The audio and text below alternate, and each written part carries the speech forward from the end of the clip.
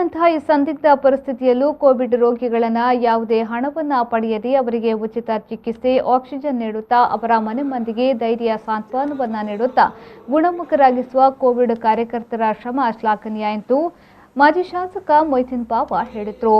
ಅವರು ಪಣಂಬೂರು ಮುಸ್ಲಿಂ ಜಮಾತ್ ಮತ್ತು ಕಾಟಿಪಳ್ಳ ಸಂಘ ಸಂಸ್ಥೆಗಳ ಒಕ್ಕೂಟದ ಜಂಟಿ ಆಶ್ರಯದಲ್ಲಿ ನಡೆಯುತ್ತಿರುವ ಕೋವಿಡ್ ಕೇರ್ ಸೆಂಟರ್ನಲ್ಲಿ ಹಗಲು ರಾತ್ರಿ ಎನ್ನದೇ ಶ್ರಮವಹಿಸಿ ಕೋವಿಡ್ ರೋಗಿಗಳನ್ನು ನೋಡಿಕೊಂಡು ಅವರನ್ನು ಗುಣಮುಖವಾಗಿಸುವ ಕರ್ತವ್ಯದಲ್ಲಿ ನಿರತರಾದ ಕೋವಿಡ್ ಕಾರ್ಯಕರ್ತರನ್ನು ಅಭಿನಂದಿಸಿ ಮಾತನಾಡಿದರು.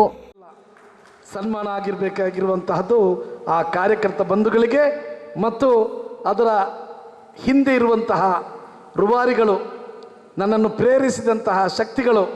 ಬಹುಶಃ ಅದರಲ್ಲಿ ಮೊಟ್ಟ ಮೊದಲಿಗೆ ಡಾಕ್ಟರ್ ಭಾಸ್ಕರ್ ಅವರು 8 ಕೇರ್ ಸೆಂಟರ್ನಲ್ಲೂ ಭಾಳ ಶ್ರದ್ಧೆಯಿಂದ ಕೆಲಸ ಮಾಡಿದಂತಹ ವ್ಯಕ್ತಿ. ಅವರಿಗೆ ನಾನು ವಿಶೇಷವಾದ ಧನ್ಯವಾದವನ್ನು ಸಲ್ಲಿಸ್ತೇನೆ.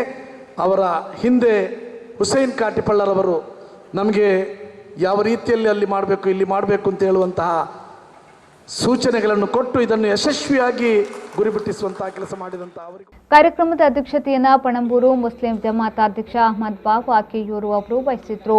ಕಾರ್ಯಕ್ರಮದಲ್ಲಿ ಮಂಗಳೂರು ಉತ್ತರ ವಿಧಾನಸಭಾ ಕ್ಷೇತ್ರ ವ್ಯಾಪ್ತಿಯ 7 ಕಡೆಗಳಲ್ಲಿ ಉಚಿತ ಕೋವಿಡ್ ಕೇರ್ ಸೆಂಟರ್ ನೀಡಿದ ಮಾಜಿ ಶಾಸಕ ಮೊಯ್ತೀನ್ ಬಾವ ಅವರನ್ನು ಗೌರವಿಸಲಾಯಿತು.